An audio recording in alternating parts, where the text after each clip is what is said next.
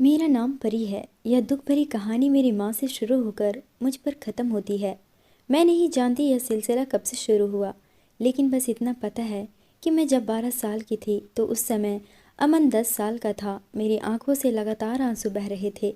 मैं अपने चाचा का हाथ थामे इस घर में पहुंची थी, जो मेरा ददिहाल था। लेकिन मैं पहली बार यहाँ आई थी। मैं हिचकियों से रो रही थी। बड़े से आंगन में एक बूढ़ी औरत बैठी रो रही थी। कुछ औरतें बच्चे भी वहाँ मौजूद थे। 2 मर्द भी थे, लेकिन सभी मुझे नफरत भरी नज़रों से देख रहे थे। उनकी गजबनाक नज़रों को देखकर मैं अपने चाचा के बिल्कुल पीछे जाकर छुप गई थी। मेरा हाथ अभी चाचा के हाथ में था, जो कि अब डर के मारे ठंडा पड़ चुका था। मेरे चाचा मुझे अपने साथ लेकर उस बूढ़ी औरत के पास पहुँचे। चाचा जी कहने लगे, माँ, यह राजवीर की बेटी है। राजवीर और उसकी पत्नी हादसे का शिकार होकर जान गंवा बैठे हैं। यह पोती है आपकी। अब यह इसी घर में रहेगी। यह सुनना था कि तख्त पर बैठी बूढ़ी औरत, जो कि रिश्ते में मेरी दादी लगती थी, चिल्लाकर कहने लगी, हरगिज़ नहीं, इस गंदे नाले की गंदगी को वहीं पर छोड़ आओ जहाँ से उठा कर लाए हो। मैं इसे कभी अपने घर की इज्जत नहीं बनाऊंगी। मेरे चाचा कहने लगे, यह राजवीर की औलाद है माँ। कुछ भी हो, हम अपने खून को यूँ बाजार की रंगीनियों में शामिल नहीं कर सकते हैं। हमारी गैरत यह गवारा नहीं करती। मेरी दादी कहने लगी, इसकी माँ मेरे बेटे को खा गई। अपनी अदाओं से उसने मेरे बेटे को फांस लिया। अरे, यह भी अपनी रगों में एक कोठे वाली का खून ही रखती है। देख लेना, कल को किसी न किसी से मुंह काला कर बैठेगी। हमारी इज्जत की अर्थी निकाल कर रख देगी। दादी चाचा जी से कहने लगी, मैं तुम्हें कह रही हूँ कि गला घोटकर मार डाल इस कलमुही को, या जिंदा जलाकर भस्म कर दे, पर ये इस घर में नहीं रहेगी। मेरी दादी का गुस्सा एक पल भी कम होने को तैयार न था।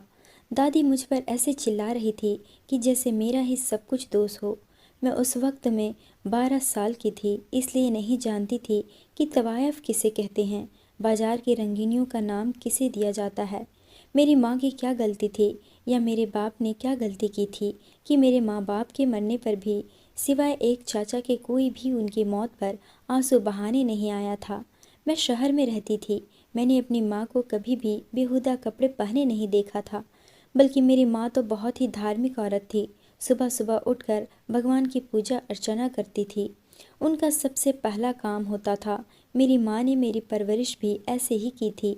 बहुत ही कम उम्र में मुझे हमारी धार्मिक किताबों के बारे में सब कुछ सिखा दिया था। मैं स्कूल भी जाती थी। मेरी ज़िंदगी वैसी ही गुजर रही थी जैसे कि शरीफ घरानों में बच्चों की गुजरती है। हालांकि मैंने ना तो कभी अपना ननिहाल देखा था और ना ही ददिहाल। मेरे लिए तो सब कुछ मेरे माँ बाप ही थे, जो एक हादसे का शिकार होकर मौके पर ही अपना दम तोड़ चुके थे। मैं तो एक बहुत बड़े सदमे से गुजर रही थी जब से मुझे मालूम हुआ था कि मेरे माँ बाप दोनों ही कार हादसे में मर चुके हैं। तो मैं बेहोश हो चुकी थी। जब होश आया तो मैंने अपने चाचा को अपने पास देखा था और कुछ आस पड़ोस की औरतें थीं। बड़ी मुश्किल से मैंने यह सदमा बर्दाश्त किया था। चाचा ने ही मेरे सर पर हाथ रखा था और मेरे माँ बाप के अंतिम संस्कार के बाद मुझे अपने साथ लेकर गांव आ गए। मेरे दादाजी इस गांव के सरपंच थे। लोगों में उनकी बहुत इज्जत थी। उनके मरने के बाद इस गांव में दादी को उतनी ही इज्जत की नज़र से देखा जाता था। गांव का कोई भी फैसला होता मेरी दादी ही किया करती थी। पैसे की खूब रेल पेल थी, लेकिन मेरे पापा को एक तवायफ से मोहब्बत हो गई। मेरे पापा लखनऊ में काम के सिलसिले में जाते थे, तो वहीं उनके दोस्त उन्हें बाजार की रंगीनियों में ले गए। वहीं उन्हें मेरी माँ से मोहब्बत हो गई और उन्होंने मेरी माँ से शादी कर ली और उन्हें एक इज्जत की ज़िंदगी देना चाहते थे। लेकिन जब माँ को गांव लेकर आए तो एक तूफ़ान था जो आ चुका था। मेरी माँ को तो किसी ने भी ससुराल में स्वीकार ही नहीं किया था, बल्कि उनके साथ साथ मेरे पापा को भी जायदाद से बेदखल करके धक्के मार के घर से निकाल दिया। मेरे पापा शहर आ गए और वहीं पर नौकरी करने लगे। मेरे यही चाचा कभी कभी मेरे पापा से मिलने आते थे, इसलिए मुझे उनकी पहचान थी।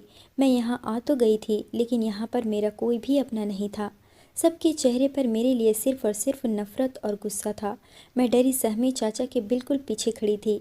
मेरी दादी की कहर भरी नजरें मुझ पर जमी थी। मेरा दिल धड़क उठा, जैसे कि किसी बेलगाम घोड़े की तरह भाग रहा हो। मैं बेहद डरी हुई थी। उस बड़े से आंगन में मेरे चाचा और उनकी पत्नी और बच्चे खड़े थे। मैंने डरी सहमी नज़रों से एक एक को देखा था। वो 10 साल का बच्चा सबसे कोने में खड़ा था और मुझे बड़े गौर से देख रहा था। चाचा दादी की विनती कर रहे थे कि परी को घर के किसी कोने में पड़ी रहने दो, लेकिन इसे घर से बाहर मत निकालो। यह घर के सारे कामकाज कर लिया करेगी, लेकिन इसे एक पनाह की ज़रूरत है।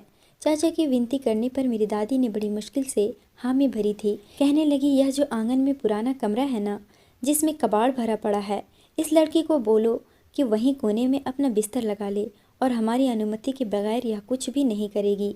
चाचा मेरा हाथ पकड़कर मुझे सामने बने एक स्टोर रूम के पास ले गए, जिसका लकड़ी का दरवाज़ा था। उसकी कुंडी खोलकर जब दरवाज़ा खोला तो पूरे कमरे में अंधेरा था। चाचा ने छोटा सा बल्ब जलाया तो वहाँ पर घर के फालतू सामान के अलावा कुछ न था।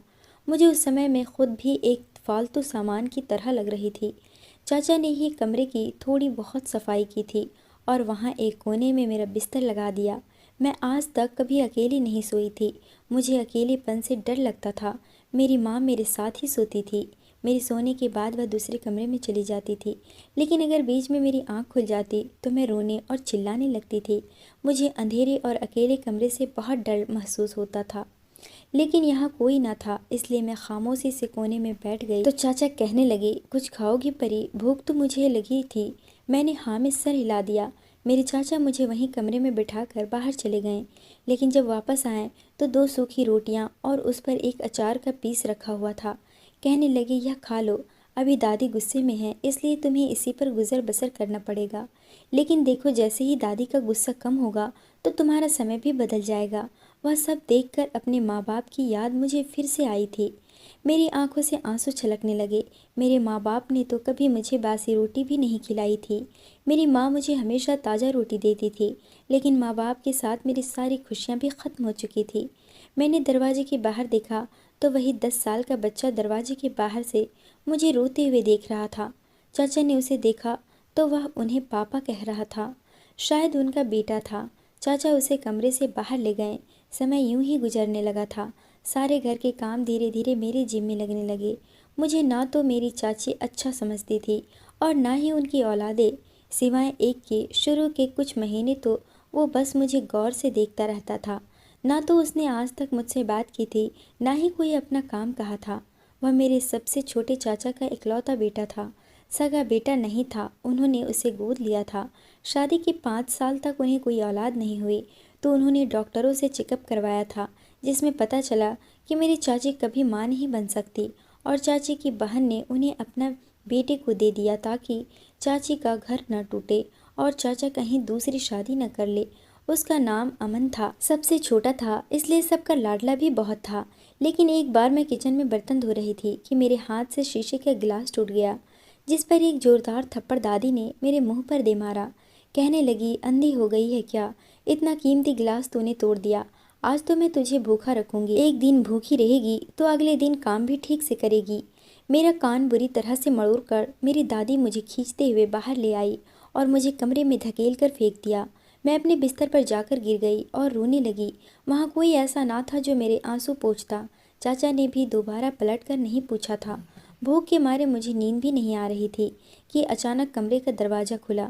अमन दरवाजे पर खड़ा था। उसके हाथ में खाने की प्लेट थी। छोटे छोटे कदम उठाता हुआ वह मेरे पास आकर बैठ गया। कहने लगा, क्यों रो रही हो आप? मैं उस वक्त दोनों घुटनों पर बाजू फैलाए अपना मुंह अपने बाजू में छुपाए रो रही थी। उसकी आवाज़ सुनकर मैंने चेहरा उठाकर उसे देखा और कहा, अपनी किस्मत पर रो रही हूँ। मेरी बात सुनकर कहने लगा, यह किस्मत क्या होती है? मैंने कहा, तुम छोटे हो, तुम नहीं समझोगे। कहने लगा, इतना भी छोटा नहीं हूँ। मुझे दुख होता है जब दादी और घर के सब लोग आपको बुरा भला कहते हैं। कुछ देर तो मैं उसे हैरत से देखती रही कि जब बाकी घर वालों को मुझ पर दया नहीं आती है तो इसे क्यों दुख होता है। अभी मैं यह सोच ही रही थी जब उसने अपने हाथों से मेरे आंसुओं को पोंछने लगा। मैंने जब उस छोटे से बच्चे को देखा तो उसकी आंखों में भी आंसू झिलमिला रहे थे। उस वक्त एक वही इंसान था जो मुझे अपना लगा था, या शायद वह बच्चा था, और बच्चे दिल के सच्चे होते हैं। उसे कोई मतलब नहीं था कि मैं कौन हूँ, कहाँ से आई हूँ और मेरी माँ को किस नाम से बुलाया जाता है। मैंने एकदम ही उसे अपने सीने से लगा लिया और फूट फूट कर रोने लगी। मैंने कहा, मुझे यहाँ कोई भी प्यार नहीं करता। मेरे माँ बाप ना जाने क्यों मुझे इस दुनिया में अकेला छोड़ गए। मैं जितनी कोशिश करती हूँ कि मुझसे कोई गलती ना हो, लेकिन कहीं ना कहीं मुझसे गलती हो जाती है और फिर दादी के हाथों मुझे मार खानी पड़ती है। मैं उस छोटे से बच्चे से ना जाने क्यों अपने दिल की हर बात कह रही थी, रो रही थी। शायद अमन से ही मुझे हमदर्दी के दो बोल सुनने को मिले थे। उसने अपने हाथों से मुझे खाना खिलाया था। फिर तो जैसे यह सिलसिला जारी हो गया था। अमन हमेशा मेरे पास उस समय आता जब सब खाना खाकर अपने अपने कमरे में चले जाते थे। धीरे धीरे मुझे अमन की आदत होने लगी थी। मैं दिन भर की हर कड़वाहट जब तक रात में अमन से कह न देती, मुझे सुकून नहीं मिलता था। और वह भी किसी अच्छे दोस्त की तरह से मेरी सारी बातें खामोशी से सुनता था। मेरे बहते आंसुओं को ना जाने कितनी बार उसने अपने छोटे छोटे हाथों से साफ किया था। समय यूं ही गुजर रहा था। मुझे ना तो किसी ने स्कूल में दाखिला करवाया, ना ही पढ़ाया। लेकिन अमन जब भी स्कूल से आता तो मुझे भी पढ़ाता। अपना बैग खोलकर मेरे पास बैठ जाता और वह मुझे सब कुछ सिखा देता। पढ़ाई में मेरा दिमाग पहले से ही तेज था। जब मैं अपने मम्मी पापा के साथ थी, उस समय 4th क्लास में थी। अब अमन जो भी मुझे पढ़ाता था फ़ौरन मेरे दिमाग में बैठ जाता था। 2 साल बीत गए थे। मैं 14 साल की हो चुकी थी, लेकिन दादी का दिल मेरी तरफ से जरा भी नर्म नहीं हुआ। अभी मुझे सूखी रोटी के साथ कभी अचार, कभी प्याज और कभी हरी मिर्च ही मिलती थी। लेकिन अमन अपनी प्लेट में ज़्यादा खाना ले लेता और फिर अपना बचा हुआ खाना किचन में रख देता था। रात को सब सो जाते तो मुझे लाकर दे देता। कभी स्कूल के पैसों को बचाकर मेरे लिए खाने की चीज़ ले आता। समय यूं ही गुजरने लगा। मैं 18 साल की हो चुकी थी और अमन 16 साल का था। उन्हीं दिनों मेरे बड़े चाचा का बेटा, जो कई सालों से विदेश में पढ़ाई करने गया था, वह वापस आ गया। मेरी माँ बहुत ही खूबसूरत औरत थी, इसलिए मैंने भी उन्हीं का हुस्न पाया था। मेरी गोरी सफ़ेद रंग, भूरी आंखें, ब्राउन बाल जो कमर तक झूलते थे। 18 साल की उम्र में मेरी खूबसूरती अपनी जवानी पर थी। जो भी मुझे देखता बस देखता ही रह जाता। मेरे चाचा की बेटियों के लिए आने वाले रिश्ते मुझे पसंद करके जाते तो वह दिन मेरे लिए बहुत ही तकलीफ़ भरा गुजरता था, क्योंकि मुझे अपनी बड़ी चाची जी से बहुत ज़्यादा मार खाने को मिलती थी। वह कहती कि तेरी वजह से मेरी बच्ची घर बैठे रह जाएगी। दादी गुस्से से कहने लगी, तवायफ है तो अपनी अदाएं तो दिखाएगी ही, लेकिन मैं भी इसको किसी के साथ शादी नहीं होगी। इसे मैं सारी ज़िंदगी अपनी नौकरानी बनाकर रखूँगी। इसकी सारी जवानी यही जलाकर रख दूँगी। दादी की नफ़रत अब भी अपनी जगह पर रुकी हुई थी।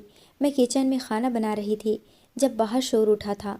मैं जानती थी मेरे चाचा का बेटा बाहर देश से वापस आया है, लेकिन मैं वहाँ नहीं गई क्योंकि मेरे चेहरे पर जख्मों के निशान थे। उन दिनों मेरी चाची ने मुझे बहुत मारा था। होठों के पास हल्का हल्का खून बह रहा था। बड़ी चाची से मार खाने के बाद भी मैं किचन में सारा काम कर रही थी कि जब तेजी से अमन किचन में आया। मुझसे कहने लगा कि सनी भाई आए हैं, आप नहीं मिलेंगे उनसे। अचानक ही उससे अपना चेहरा छुपाने के लिए दुपट्टा अपने चेहरे पर डाल दिया। उसकी तरफ मेरी पीठ थी। मैंने कहा, नहीं, मुझे किसी से नहीं मिलना, बस खाना बनाकर सो जाऊंगी। आज बहुत नींद आ रही है। ना जाने अमन कैसा था, मेरे बात करने के अंदाज से ही समझ जाता था कि मैं किसी तकलीफ़ से गुजर रही हूँ। फ़ौरन से वह मेरे पास आ गया। उसे अपने पास देखकर मैं फटाफट से उसकी तरफ पीठ कर ली थी कि कहीं वह मेरे चेहरे पर जख्म का निशान देख न ले, लेकिन मैं कहाँ उसे कुछ भी छिपाने की आदी थी। उसने मेरे दोनों बाजू से मुझे पकड़ा और अपने सामने खड़ा किया। मेरे चेहरे से दुपट्टा पीछे किया। मेरे जख्मी चेहरे को देखकर उसकी आंखें लाल हुई थी। कहने लगा, बड़ी चाची जी ने मारा है ना आपको? मुझे कहाँ उसे कुछ बताने की ज़रूरत पड़ती थी। वह तो मेरी आंखों से मेरे दिल का हाल पढ़ लेता था, जान जाता था कि मुझे किसने तकलीफ़ पहुंचाई है। मैंने अपने आंसू साफ किया। मैंने कहा, शायद मैं हूँ ही बदनसीब। काश कि मैं कोई काली कलूटी होती, मेरा चेहरा बदसूरत होता कि सानिया का आने वाला रिश्ता उसे ही पसंद करता, मुझे नहीं। मेरी बात सुनकर वह कहने लगा कि इग्नोर करें इन सबको, कोई ज़रूरत नहीं है किसी की भी परवाह करने की। जब तक आप जुल्म सहती रहेंगी या करते रहेंगे, ना खुद उनके सामने बोलती हैं और ना मुझे बोलने देती हैं। जब से वह कॉलेज में आया था मुझे यही कहता था कि अब अगर किसी ने आपके साथ कुछ गलत किया तो मैं उसका हाथ पकड़कर तोड़ कर रख दूंगा। लेकिन मैं उसे मना कर देती, अपनी कसम देने लगती, क्योंकि मैं जानती थी अगर उसने मेरे लिए आवाज़ उठाई तो मुझे धक्के मार के घर से निकाल दिया जाएगा। मेरी कस्मों के आगे बेबस हो जाता। फिर कहने लगा, जब मैं बड़ा हो जाऊंगा तो आपको अपने साथ बहुत दूर ले जाऊंगा। मैं उसकी ये बातें हंसकर टाल जाती। खाना बनाकर जब मैंने डाइनिंग टेबल पर रखा तो पहली बार सनी ने मुझे देखा था। मैंने अपना आधा चेहरा छुपाया हुआ था क्योंकि जख्मी चेहरा मैं किसी को भी दिखाना नहीं चाहती थी, लेकिन उसकी नज़रों से मैं नर्वस होने लगी थी। इसलिए खाना लगाने के बाद मैं जब वहाँ से जाने लगी तो उसने दादी से कहा कि दादी यह लड़की कौन है।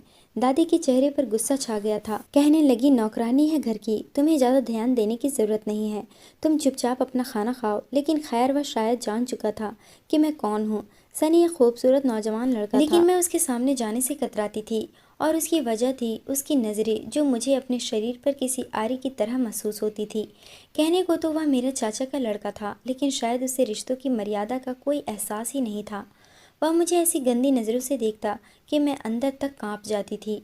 एक बार मैं किचन में बर्तन धो रही थी कि मुझे ऐसा महसूस हुआ जैसे किचन में दरवाजे पर कोई खड़ा हुआ मुझे देख रहा है। पहले तो मुझे अपना यह वहम लगा। सर्दियों की रातें थी, इसलिए सब लोग अपने अपने कमरों में जल्दी ही चले जाते थे। किचन आंगन में था और आंगन बहुत बड़ा था। इतने बड़े खुले आंगन में सिर्फ एक किचन और एक स्टोर रूम ही था जहाँ मैं रहती थी। मैंने पलटकर देखा तो किचन के दरवाजे पर सनी हाथ बांधे खड़ा था और मुझे ही देख रहा था। शायद उसकी नज़रों की वजह से ही मैं उलझी थी। उसे यूं किचन के दरवाजे पर देखकर मैं परेशान हुई थी, इसलिए जल्दी जल्दी बेसिन में रखे बर्तनों को धोया और किचन से बाहर जाने लगी। लेकिन वह दरवाजे के सामने खड़ा था। दरवाजे से पीछे जाता तभी मैं बाहर जा सकती थी। मैंने कहा मुझे बाहर जाना है, सामने से हटे। मेरी बात सुनकर वह मुस्कुराने लगा। कहने लगा मैंने आज तक तुम जैसे खूबसूरत लड़की नहीं देखी। हालांकि मैं लंदन से आया हूँ, लेकिन वहाँ की गोरी लड़कियों में भी ऐसी खूबसूरती और मासूमियत नहीं है जैसे कि तुम्हारे चेहरे पर है। कसम से तुम्हें देखकर नज़रें हटाना भूल जाता हूँ। यह कहते हुए सनी ने मेरा हाथ पकड़ लिया और मैं यूं थी कि जैसे काटो तो खून नहीं। आज तक मैंने कभी किसी से अपनी ऐसी तारीफ नहीं सुनी थी। मैं उससे अपना हाथ छुड़ा रही थी। मैंने कहा मेरा हाथ छोड़े, यह क्या कर रहे हैं आप। वो कहने लगा तुम्हें देखकर तो मेरे अंदर के जज्बात काबू में नहीं आ रहे। फिर जब से यह पता चला है कि तुम छोटे चाचा की बेटी हो और तवायफ का खून तुम्हारी रगों में दौड़ता है, तो मैंने सोचा क्यों ना मैं भी इस शोषण से अपना दिल बहला लूं। यह सुनकर तो मेरा रंग एकदम उड़ गया था। मेरे कान के करीब अपना चेहरा लाकर धीरे से कहने लगा डॉलर में पैसे दूंगा तुम्हें, इतनी तो तुम्हारी माँ को भी एक रात के कभी नहीं मिले होंगे। यह शब्द थे, यह जिल्लत का जोरदार तमाचा मैं बर्दाश्त न कर सकी और मैंने दूसरे हाथ से खींचकर उसके मुंह पर थप्पड़ दे मारा और चिल्लाकर कहने लगी मुझसे आगे से कभी इस तरह से बात करने की कोशिश भी मत करना। मेरा इतना कहना था कि उसने मेरे बाजू को दबोच कर पकड़ लिया। मैं जोर से चिल्लाई कि मुझे बचाओ, लेकिन सनी मुझे छोड़ने के लिए तैयार नहीं था। मेरी आवाज़ सुनकर सबसे पहले अमन वहाँ पहुँचा था। उसके हाथ में मेरा हाथ देखकर उसने सनी का गिरेबान पकड़ लिया। फौरन से मेरा हाथ छुड़वाया। मैं रोते हुए अमन के पीछे छुप गई। मैं वैसे ही डरपोक थी। अमन की आंखों में तो खून उतरा हुआ था। उसने बुरी तरह से सनी का गिरेबान पकड़ रखा था। कहने लगा हिम्मत कैसे हुई परी का हाथ पकड़ने की। अमन की तेज आवाज़ पर बड़े चाचा चाची, छोटे चाचा चाची सब उठकर कमरों से बाहर आ गए थे। मैं अमन के पीछे लगी रोई जा रही थी। सनी ने सबको देखकर अमन से अपना गिरेबान छुड़ाया। कहने लगा क्या बदतमीज़ी है अमन, इस झूठी लड़की के लिए तुम मुझ पर इल्ज़ाम लगा रहे हो। अरे मैं तो बाहर से अपना चार्जर लेने आया था और यह मुझसे कहने लगी जरा किचन में मेरी बात सुन ले। मुझे लगा उसे कोई काम होगा, इसलिए मैं किचन में आ गया और वहाँ यह मेरे सीने से लग गई और मेरे साथ गलत हरकतें करने लगी। मैंने इनकार कर दिया। मैं तो इससे अपने आप को छुड़ा रहा था कि तभी उसने चीखना चिल्लाना शुरू कर दिया। कहने लगी अगर आज की रात तुम मेरे कमरे में नहीं आए तो मैं तुम्हें बदनाम कर दूंगी। सनी ने सबके सामने मुझे ही झूठा और बदकिरदार साबित कर दिया था। मैं ज़ोर ज़ोर से अपना सिर हिलाने लगी।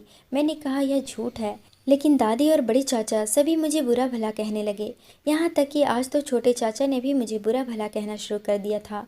लेकिन अमन कहने लगा मैं नहीं मानता कि परी ने यह बात कही है।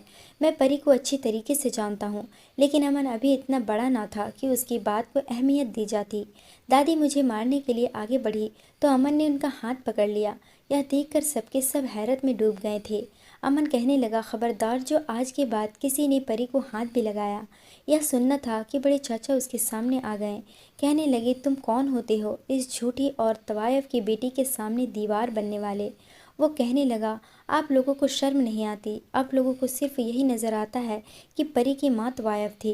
क्या यह नज़र नहीं आता ये आपके ख़ानदान का खून है, आपके बेटे की औलाद है। इसके पापा आपके ही बेटे थे। इसका मतलब यह आपके ख़ानदान के खून थे और परी भी आपके ख़ानदान का खून है।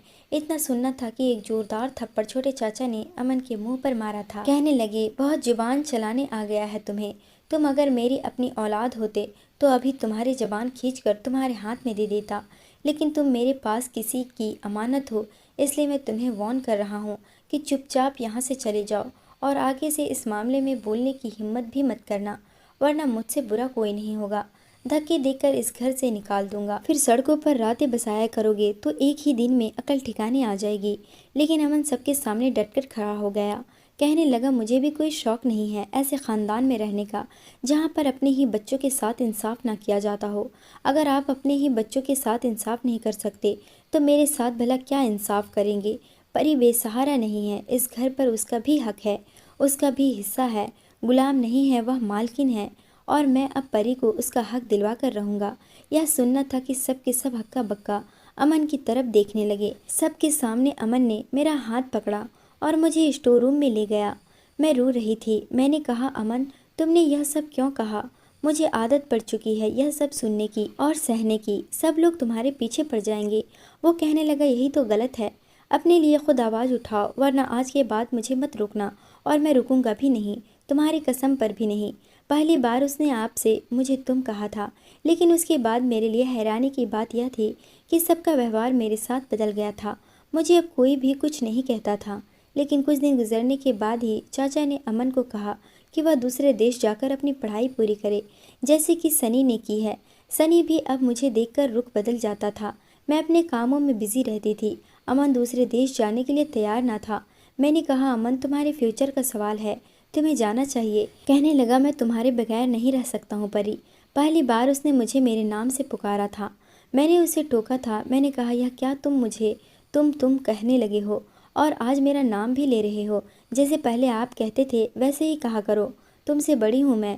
वह मेरी बात पर कुछ पल मुझे बिना आंखें झपकाए देखने लगा, फिर मुस्कुरा कर कहने लगा, ज़रा मेरे साथ तो खड़ी होकर देखें, पूरे 5 इंच मेरा कद आपसे ऊंचा है।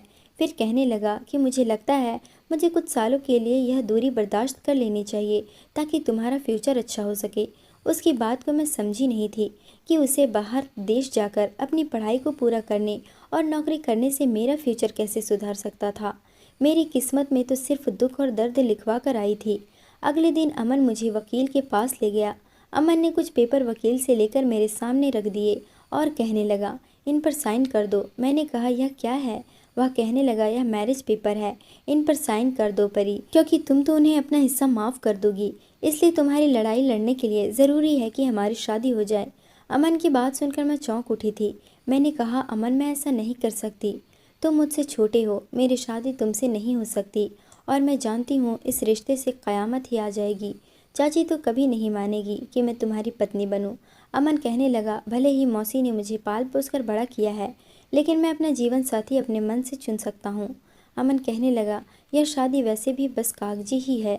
जब मैं विदेश से वापस आऊँगा तुम्हारे पापा की सारी जायदाद तुम्हारा नाम लगवाकर फैसला तुम पर छोड़ दूंगा। शायद वह मेरी मदद करने के लिए यह कह रहा था। मैंने साइन कर दिए। हमने यह कोर्ट मैरिज खुफिया ही रखी थी। लंदन जाने से पहले अमन मुझसे कहने लगा, मेरा इंतज़ार करना पड़ी। इस बार उसकी आंखों में आंसू झिलमिला रहे थे। मैंने हाँ में सिर हिला दिया। जब वह लंदन गया था उस समय 16 साल का था। वह 4 साल के लिए लंदन चला गया और फिर इधर मुझ पर जैसे क़यामत ही टूट पड़ी थी। एक दिन मैं सो रही थी कि मेरे कमरे के दरवाजे पर दस्तक हुई। आधी रात का समय था। मैं सोच रही थी कि इस समय कौन हो सकता है। सब लोग घर के अंदरूनी हिस्से में सोते थे। आंगन में तो यह किचन था या फिर मेरा स्टोर रूम था। यहाँ तो कोई भी नहीं आता था। इन दिनों दादी भी बीमार रहने लगी थी। मेरे दिल में यह डर सा हुआ कि दादी को ही कुछ ना हो गया हो। लेकिन जैसे ही मैंने दरवाज़ा खोला, सामने सनी को देखकर मेरे होश उड़ गए थे। उसकी आंखें ना जाने क्यों लाल हो रही थी। फौरन से वह कमरे में दाखिल हो गया, दरवाज़ा भी बंद कर दिया। मैंने कहा, तुम यहाँ क्या करने आए हो? जाओ यहाँ से, मैं शोर मचा दूंगी। मेरा यह कहना था। उसने मेरे मुंह पर हाथ रख दिया और मुझे अपनी बाहों के घेरे में भर लिया। कहने लगा, उस दिन तुम बच गई थी। अमन ने तुम्हें बचा लिया था, लेकिन देख लो कैसे मैंने चाचा को तुम्हारे खिलाफ करके अमन को कुछ ही दिन के अंदर यहाँ से रफू चक्कर कर दिया है। तुम्हारी खूबसूरती ने तो मुझे पागल करके रख दिया है और मैं जब तक अपने दिल की आग को शांत नहीं कर लेता सवाल ही पैदा नहीं होता कि तुम्हें छोड़ दूं। अब तुम्हें यहाँ बचाने वाला कोई नहीं है। मैं अपने आप को उससे छुड़ाने की कोशिश कर रही थी। मैं उसके हाथ जोड़कर विनती कर रही थी कि मैं तुम्हारे चाचा की बेटी हूँ, तुम्हारी बहन हूँ। तुम यह कैसे कर सकते हो? कहने लगा, तुम मेरी बहन नहीं हो और ना ही तुम मेरे चाचा का खून हो। पता नहीं किसका गंदा खून हो जिसे तुम्हारी माँ ने मेरे चाचा का नाम दिया होगा। तुम्हारी माँ तवायफ थी और तुम भी उसी तवायफ की बेटी हो और किसी का गंदा खून हो। तुम मेरी कोई भी नहीं लगती। मैं रो रही थी, उसे अपना बचाव कर रही थी, लेकिन मेरा वहाँ कोई नहीं था। उस रात मेरी किस्मत में कालिख पोती गई थी और मुझे दागदार कर गई थी। सनी ने मुझे बर्बाद करके रख दिया था। वह तो अपना काम करके कमरे से जा चुका था, लेकिन मैं वहीं सिसक सिसक कर रो रही थी। जी चाहा कि मर जाऊं, अपने आप को ख़त्म कर लूं। किसी ने भी मुझे अपने ख़ानदान की इज्जत नहीं समझा था, बस तवायफ की बेटी समझा था। आज मुझे अपने आप में तवायफ से कम नहीं लग रही थी। मैं जानती थी कि अगर मैं सच बताऊं तो कोई भी मेरा सच्चाई पर यकीन नहीं करेगा, क्योंकि जिसे मुझ पर भरोसा था वह तो 7 समुंदर पार जा चुका था। मैं जानती थी कि अगर मैं और इस घर में रही तो सनी मुझे हर रात बर्बाद करेगा। यह घर मेरे लिए अब मेरी सुरक्षा की जगह नहीं रहा था। इसलिए मैंने खुद पर एक बड़ी सी चादर लपेट और उसी रात के अंधेरे में घर से बाहर निकल गई। मैं नहीं जानती थी कि मैं कहाँ जा रही हूँ, मेरी मंजिल क्या है। मेरी आंखों से आंसू बह रहे थे। मैं समझ गई थी कि तवायफ की बेटी चाहे शरीफ बाप की बेटी ही क्यों ना हो, लेकिन पहचानी हमेशा तवायफ जाति के नाम से ही है। इसलिए मैंने सोचा कि मुझे भी किसी कोठे की रौनक बन जाना चाहिए। शरीफ की ज़िंदगी शायद हमारे लिए नहीं होती। मैं यही सोच रही थी और सुनसान सड़क पर तेज कदम उठाती जा रही थी। रात की जिस पहर में घर से बाहर निकली थी, गलियां एकदम सुनसान थी, सड़कें वीरान थी। मैं नहीं जानती थी कब और कैसे मैं एक गाड़ी से टकरा गई थी। गाड़ी से टकराकर मैं बहुत ज़ोर से सड़क पर गिरी थी और होशो हवास खो चुकी थी। जब होश आया तो हॉस्पिटल में थी। मेरे सामने 50-55 साल के लगभग औरत खड़ी थी। मुझे मेरे बारे में पूछने लगी। मैं उसे क्या बताती? अगर मैं उसे सच बता देती तो शायद मुझे दोबारा उन्हीं लोगों के पास छोड़ देती जो मेरे रक्षक कम और मेरी बर्बादी का कारण ज़्यादा बने थे। मेरे सर पर गहरी चोट भी आई थी, इसलिए मैंने बहाना कर दिया कि मुझे कुछ याद नहीं आ रहा कि मैं कौन हूँ और कौन नहीं। यह सुनकर वह औरत कुछ परेशान सी हो गई थी। मैंने कहा कि मुझे किसी अनाथ आश्रम में छोड़ दें, क्योंकि मुझे नहीं पता कि मैं कौन हूँ, मैं कहाँ जाऊँगी। लेकिन वह औरत मुझे अपने घर ले आई। वह काफ़ी अमीर औरत थी। उसका बेटा विदेश में सेटल था। अपनी माँ से मिलने वह कभी कभी ही आते थे। उस औरत की कपड़े सिलाई की फैक्ट्री थी। मैं भी वहीं काम करने लगी। बहुत सी बेसहारा औरत फैक्ट्री में सिलाई करती थी। मेरा काम वहाँ सुपरवाइज़र का था। उन बेसहारा औरतों के लिए उस बूढ़ी औरत ने एक घर लेकर दे दिया था, जिसमें खूब सारे कमरे बने हुए थे। मैं भी वहीं एक कमरे में रहने लगी। मैंने प्राइवेट से मैट्रिक किया हुआ था, जो कि अमन ने ही कराया था। फिर मैंने उस औरत के ऑफिस का काम मैंने संभाल लिया था। वह औरत बीमार रहने लगी थी, मुझ पर भरोसा करती थी। धीरे धीरे मैं ऑफिस के बहुत से काम समझ गई थी। मेरी उम्र 25 साल हो चुकी थी। मेरे कई रिश्ते भी इस बीच आए थे, लेकिन मैं अमन के साथ कोर्ट मैरिज कर चुकी थी, इसलिए मैं किसी से भी शादी नहीं कर सकती थी। कभी कभी सोचती कि वह क्यों मुझे इस बंधन में डालकर चला गया। एक बार एक बहुत बड़ा ऑर्डर एक पार्टी ने मुझे देना चाहा। करोड़ों का ऑर्डर था। मैंने फ़ौरन से ही ऑफ़र स्वीकार कर लिया, लेकिन जब मैंने उसके ऑनर से मीटिंग की, ना जाने क्यों वह एक टक मेरी ओर देखे जा रहा था। मैं उसे अपनी फैक्ट्री के बारे में और अपने काम के बारे में बता रही थी। मैं उसे कह रही थी कि आपको कभी भी हमारे साथ काम करने में शिकायत का मौका नहीं मिलेगा। लेकिन मुझे यह महसूस हो रहा था जैसे वह मेरी बातों से ज़्यादा मेरे चेहरे को देखने में दिलचस्पी रखता है। जैसे ही मीटिंग ख़त्म हुई, उसने फ़ौरन से कॉन्ट्रैक्ट पेपर को साइन करके मेरे हवाले कर दिए। उसके बाद जब मैं उसके चेहरे पर नज़र डाली तो उस लड़के के चेहरे पर एक दिल फरेब सी मुस्कुराहट फैल गई। मुझसे कहने लगा, आपका नाम परी है ना? हालांकि मेरे साइन से कोई भी यह नहीं पहचान सकता था कि मेरा नाम क्या है, और यहाँ मैं फर्जी नाम से जानी जाती थी। किसी को भी मेरा असली नाम मालूम नहीं था। उस अजनबी के मुंह से अपना नाम सुनकर मुझे हैरत का झटका लगा था। पता नहीं क्यों मुझे वह कुछ देख भला सा लगता था। चेहरे पर हल्की सी शेव थी, खूबसूरत नौजवान था। खैर, मैंने इसका ऑर्डर तैयार करना शुरू कर दिया। लेकिन एक बार वह मेरे घर पर मुझसे मिलने आ गया। चौकीदार ने कहा, मैडम आपसे कोई मिलने आया है। मैंने जब इंटरकॉम के कैमरे से उसका चेहरा देखा तो मुझे हैरत हुई। मैंने उसे अंदर बुला लिया। मैं हॉल में बैठे चाय पी रही थी, बाकी औरतें अपने अपने कामों में थी। वह लड़का वहीं आ गया और हैरत मुझे उस समय हुई जब बड़े धड़ल्ले से वो मेरे बगल में बैठ गया, मेरी आंखों में देखने लगा, कहने लगा, परी मेरा इंतज़ार क्यों नहीं किया? मैंने कहा था ना मेरा इंतज़ार करना, कहीं मत जाना। उसकी बात सुनकर मैं सांस लेना भूल गई थी। मैं तो सोच भी नहीं सकती थी कि यह लड़का अमन होगा। उसका चेहरा तो बिल्कुल ही बदल गया था। पहले तो बड़ा मोटा सा हुआ करता था। घर में सब लोग उसे मोटू मोटू कहकर ही पुकारा करते थे। ध्यान देने पर मुझे महसूस हुआ कि आवाज़ तो अमन की ही थी। 7 सालों में तो उसने बिल्कुल ही खुद को बदल के रख दिया था। मैं 25 साल की थी और वह 23 साल का, लेकिन ज़िंदगी बहुत आगे बढ़ चुकी थी। बहुत मुश्किल से मैंने अपने आंसुओं को रोका था। अमन कहने लगा, परी कुछ पूछा मैंने, मेरा इंतज़ार क्यों नहीं किया था? मैंने कहा मैं तवायफ की बेटी थी, इसलिए किसी इज़्ज़तदार घराने में रहने के काबिल न थी। वह कहने लगा, मेरे साथ चलो परी। मैंने कहा नहीं, मुझे कहीं नहीं जाना, मैं यहाँ इज़्ज़त की ज़िंदगी जी रही हूँ। वह कहने लगा, यह घर किसका है? मैंने उस औरत के बारे में उसे सब कुछ बता दिया। मैंने कहा तुमने शादी कर ली? कहने लगा, बहुत पहले ही कर चुका था। उसकी बात ने न जाने क्यों मुझे बेचैन किया था। अगर वह घर बसा चुका था तो मुझे क्यों शादी के रिश्ते में बांधे हुए था? जी तो चाहा कि उसे कह दूं कि मुझे भी आज़ाद कर दो, लेकिन जाने क्यों मैं कह ना पाई। वह कहने लगा, दादी की मौत हो चुकी है परी, और जानती हो सनी को कैंसर हो गया है। यह सुनकर मैंने उसे देखा था। मुझे देखकर कहने लगा, मैं जानता हूँ उसने तुम्हारे साथ क्या किया था। उसे उसकी गुनाहों की सज़ा मिल रही है। यह सुनकर मेरी आंखों से आंसू टप टप गिरने लगे। आज भी मैं अपना बस खो बैठी थी और उसके सीने से लगकर रोने लगी। अब भी वह अपने हाथों से मेरे आंसू साफ कर रहा था, जैसे कभी बचपन में अपने हाथों से मेरे आंसू साफ किया करता था। सनी ने मेरी ज़िंदगी बर्बाद करके रख दी थी। अमन, इसलिए मैं घर से भाग गई क्योंकि जानती थी मेरी बात पर सिर्फ और सिर्फ तुम ही भरोसा करते थे। मुझ पर सबने इल्ज़ाम लगाना था, मुझे तवायफ की बेटी समझना था। काफ़ी देर के बाद मेरा दिल का बोझ हल्का हुआ तो मुझे अपनी गलती का एहसास हुआ था, क्योंकि अब वो कोई 10 साल का छोटा बच्चा नहीं था, एक भरपूर जवान मर्द था। मैं फ़ौरन से उससे पीछे हट गई। अपनी इस हरकत पर मैं थोड़ा शर्मिंदा हुई थी। अमन कहने लगा, गलती मेरी थी, मुझे तुम्हें यहाँ अकेला छोड़कर जाना ही नहीं चाहिए था।